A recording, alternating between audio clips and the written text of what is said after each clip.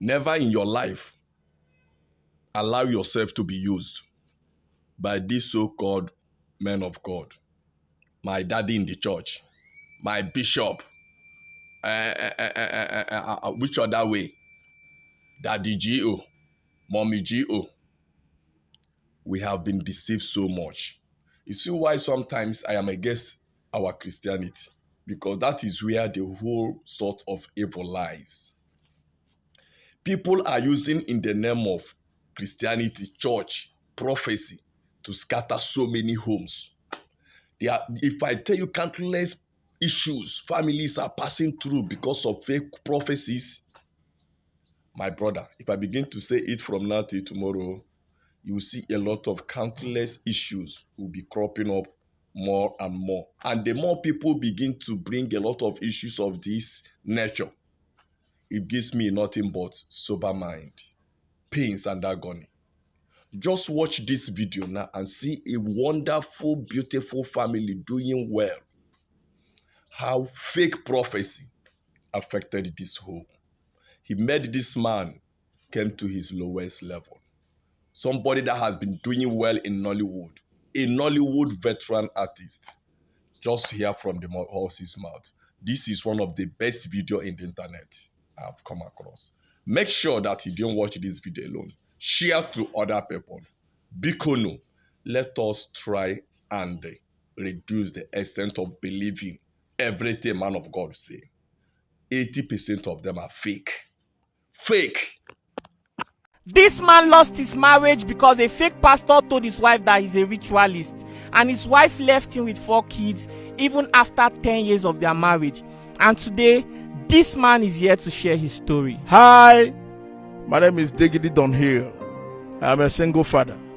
I'm here to share my story of how I lost over 200 million naira after my wife, my ex, left me with 4 sons that I'm raising alone. Oh my goodness, sir, I can't believe you lost your 10 years marriage simply because of a fake prophecy.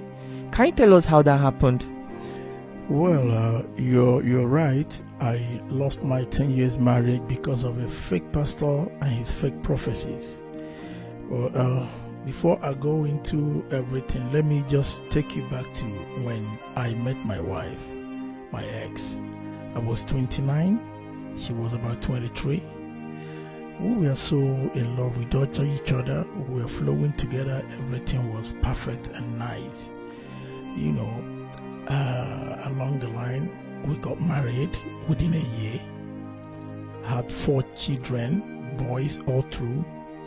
Then along the line, gradually, events started unfolding. We started having misunderstandings that, you know, things that are not really supposed to mean anything became big things. It got to a point, she looked me in the eyes and told me, I don't think I love you anymore. I think I've lost it. All the things I felt before is gone. I was like, what? After 4 sons?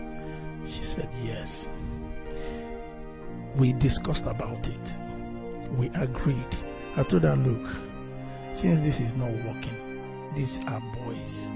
You cannot handle them. It will be difficult for you as a young lady. And the boys need a father figure to handle them. We both agreed. I took the boys. Then, when I took the boys, that's when events started unfolding. It became so unbearable and so hard and difficult. That was when I heard from 2 of my friends that a fake pastor told my wife that I'm a ritualist. According to my wife, that's what my wife told them. So I made inquiries. I called one of my friends who actually told me that yes, it was even in her house that thing happened. Conversation. Yeah, the conversation of me being a ritualist. So you can imagine living in a house with somebody who is scared of you and you don't even know. I didn't know what was going on. I didn't know where the misunderstandings were coming from. But all I know is we kept having issues after issues, things that meant nothing. So I called her to confirm. She said, yeah, but are you not a ritualist? I was like, are you alright? How can you think this? I tried so much for us to settle it. But somebody who is afraid of you is afraid of you. And these pastors, they have a way of manipulating people's minds, especially the women. So she was banking on what her pastor gave her as a prophecy. She actually thought she was saving her life. So when I took the kids, I was with them. It dawned on me that every day I have to wake up by 5 in the morning, clean the house, make their food, make their breakfast, make the one they would take to school, bathe them because they were little, 3, 6, 7 and 9. So I had to bathe them, clean the house, take them to school. By 2:30, 3 o'clock, I will rush back to school to pick them. That will be after cleaning the house and making sure what they will eat in the afternoon is there. By the time I come back from school with them, that will be like 3:34. Before you know it, the day is gone. So I now realize that this is how my life was going to be for that period of time. I decided to face it. I sold my Honda. You can imagine you staying at home and your kids, the school will threaten you that without school fees, they won't come to school tomorrow. No father wants to see his children stay at home. Every child believes his father is a superman. No matter how you look at it, they believe once they tell you this, you will sort it. And you being their father, that is your responsibility, what you are supposed to do. So I sold my first car because I was threatened that these guys won't go to school. Along the line, it became unbearable, house rents and all that. I sold their land. Each time I keep realizing that their needs kept increasing. What they will need today is not what they will need next month. It's not what they will need the end of the year. What were you doing for a living? I stopped doing everything. What were you doing? Before I was an actor. You were an actor, Nollywood? Yeah, I was doing movies. I was doing music. Wow. And she thought you were a ritualist? Yeah. When she met you at the age of 29, was that what you were doing? Never at all. People that are around me know me very well. No, were you into movie as at the age of 29? I was into movie before 20. Until now, you're still into the movie? Yes. So at which point did she think that you were a ritualist? That was 11 years ago when the pastor told her that. Wow, I got to know about this thing like after three years. You guys breaking up? Yes, that's when I realized what happened. So now, taking care of 4 children, you couldn't concentrate on your work like you used to anymore.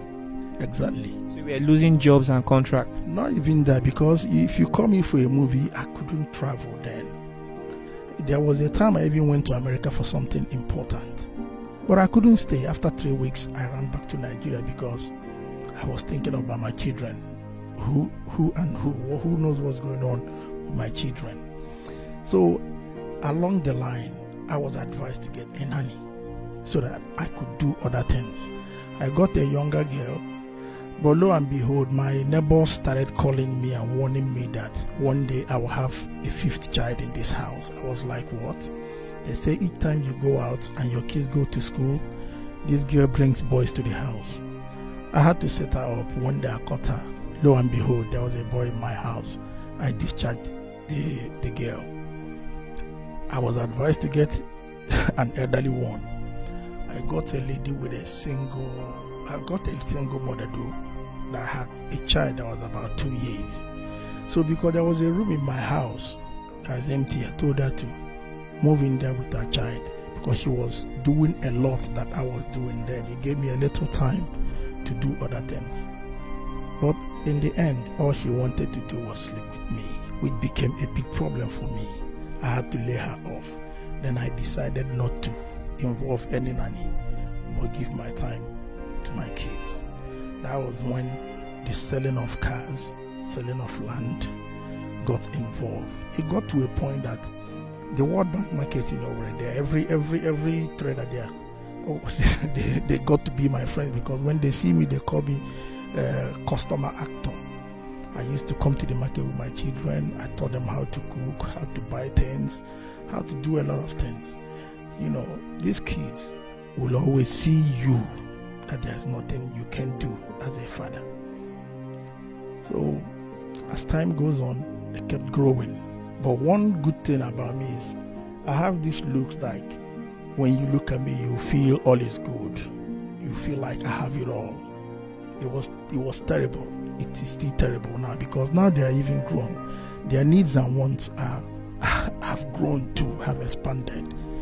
This one wants to be a basketballer in America. The second one is over 6 feet. That's about 6'3". My first son is going into the university. He studied international information technology. Now he's studying how to produce music to make beats. The other ones, the actors, the last 2 ones are actors. So you guys should come, please. Your dad is talking about you people. Wow, I'm really impressed. Started as a very sad story and now is looking really inspiring. I'd like to see the result of all the hard work and all of the things you had to sacrifice. You know, this man actually told me that at a point in his life he was working with people like Two-Face. What other kinds of people? So many other prominent celebrities, right? Yeah, from Jamaica, Hankanuku, Chidemokeme, the late Ernest Asozo, my set then in movie industry and music, even Idris Abdul Karim. And when his wife left, this man had only 2 choices. He had to either continue with his work like he used to, or to focus on his 4 children that needed the care of a parent in their life. And at the end of the day, this man is sharing his story to us to tell us how he lost so much because he wanted to see his family succeed. You are the eldest. Your dad said you are 18 years old. Yes. And you're about to gain admission in university in 2 months' time. Yes. What do you like to study? I would like to study psychology. Why? Because I want to be able to help people who have had issues with their past, to help them develop to become better people in life, through helping them to just like cope with whatever they've been through in the past. Wow, that's really impressive and thoughtful. Your dad said you studied ICT, information technology, and you currently are learning how to produce music. Yeah. Oh, that's really impressive. What about you? This guy, you look taller than me. You're actually taller than me, actually. I'm 6'1", and this guy is like 6'4" or 6'3". 6'3", I'm not sure. Oh, you want to be a basketballer? Yeah. To be a basketballer, training, but I'm still learning some skills. I'm still like 1 year plus. Yeah, I started like 1 year ago with some. After you introduced me. So like 1 year with some few months, or actually, did I say 2? I think 2 years now. So how's it been going so far? It's been okay. Still learning the ropes of the game. How old are you? 17. 17. You look really tall. What about you, guy? You are the actor. Your dad was talking about you. How old are you? I'm 15. Okay, what are you doing right now? What would you like to be in the future? I'd like to be an entertainer. You want to be an entertainer? What kind of entertainer? Let's see, from acting, mostly acting based, yeah. Okay, your dad mentioned to me behind the scenes that you've even starred in movies that are currently being shown on Africa Magic on DSTV. Yeah, that's true. Oh, that's really impressive. What roles have you taken? I've taken the roles of a child, the first son, maybe the second son or the third son of a prominent, or I say a rich man. Okay, well, what kind of role do you like to take? What character do you see yourself in? The character I see myself in, unfortunately, is not one I've yet played, but my favorite role would probably be the antagonist, the villain of the movie. You want to be an antagonist? Well, that's really that's really interesting. So, where do you see yourself in 5 years? In 5 years, I see myself taking over social media. Wow. I pray that your success in life will never be far from you. This journey of life will never be too difficult for you. You end up well. Don't associate yourself with bad friends, though. Your dad has done so much for you guys. Let me talk to the last one. You're 15 years old. Yeah. Okay, what about you? How old are you? 12. You're 12 years old. What do you like to be in the future? An actor. An actor. Have you played any role? Yeah. Oh, wow, that's really impressive. Oh, guy, you're carrying these people along. I have to because we also have a TV series that's not yet out yet. Oh, you guys are working on a TV series. Come this way. I don't want you to be out of frame. The TV series is completed already. It's a 13 episode. What's it called? The Diggities. Diggities. Yeah, Life of a Single Dad. Wow, that's really interesting. Wow. So with your 4 kids? Yeah, the four. When will it be out? Probably by the end of this year, but still, You guys are still working on it? No, we finished, but promotion and other things, it needs a lot of funds. Yeah. The funding is not here now. Yeah, I can imagine. So you say you want to be an actor. Have you played any role? Yeah. Okay, what role did you play? Mostly the son. The son. Yeah. Oh, that's interesting. Where do you see yourself? What kind of role would you like to play in the future if you're given the opportunity? The protagonist. You want to be a protagonist, the opposite of what your brother wants to be. Yeah. Wow, interesting. Wow, I'm wishing you guys success. You see? Oh, really? They're always fighting. Mr. Diggity Dunhill, you have a very interesting name actually, and I like the way it sounds. When I pronounce it. I wonder how some persons with linguistic interference will pronounce that name. Diggity Dunhill. You're watching this video right now, and you have any opportunity for those young guys, you want to support the father. Because this one is about to gain admission in school. He wants to study psychology. In 2 months' time, we'll be going there. If there's something you like to support this family with, they are not asking. It's just me. I want to tell you that life is not easy for anybody right now in Nigeria. Please reach out to the father. Whether it's encouragement or anything, just reach out to support. I mean, that kind of thing. Can you call your phone number, WhatsApp number? +234 8035387589. If you're in Nigeria, 08035387589. Alright guys, please do reach out and show them some love. You have some acting gigs for them, you have a short film you like to feature them, or a cinema movie you want to cast them for any role, please reach out and they'll make themselves available. And at this moment, let's say bye to our viewers. I think we've said enough. You say what? There's something else I want. This one wants to play NBA in America. That's his dream. And I can't cut short his dream. That's his dream. This one wants to be a big music producer. That's his dream. And a total artist. Before I close this, I want to tell you this. If you're a divorcee, or you're a single father or a single mother, please do not waste your time. Do not waste your effort gossiping about your ex to people. Do not waste your time telling your children bad things about their mother or their father. Because eventually one day they will grow. And when they will grow, they will find out the truth. They will know if you lied or if you told them the truth.